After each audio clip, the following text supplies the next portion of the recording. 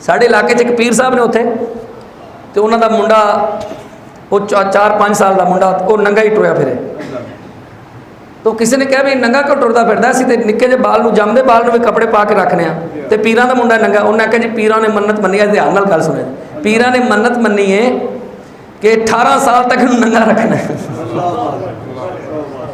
मैं सिर्फ इन्ना ही कह सकना कि जदों बंदे दी अकल मारी जाए ना, फिर बंदे दे नसीब च इहो जिहा पीर आंदा है। इन्ना जुमला काफ़ी मैं बड़े दायरे च अपने आप को समेट के, हालांकि मैंने इस गल ते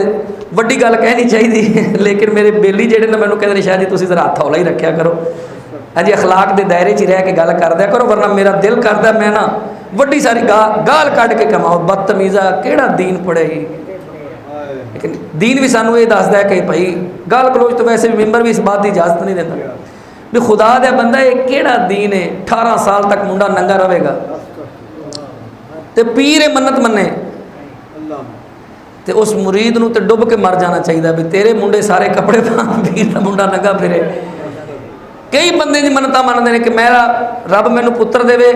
तो मैं उन्होंने मंगता बनावांगी, हसन तो हुसैन का मंगता बनावांगी, वो इन्ने साल मंगेगा, 10 साल 15 साल, ऐ साढ़े मुआशरे च गल्लां ने। वो केड़ी शरीयत यार, पाक ये पाक नबी की शरीयत, जिस नबी ने मंगण तो मना किया होवे जी, तो फिर कहते जी असी हसन तो हुसैन के मंगते हाँ, वो लजपाल इन्ने ने जिन्होंने एक बार खैर पा देन तो मंगता रहिंदा ही नहीं। तुसीं किन्हां नूं इमाम मन्निया यार।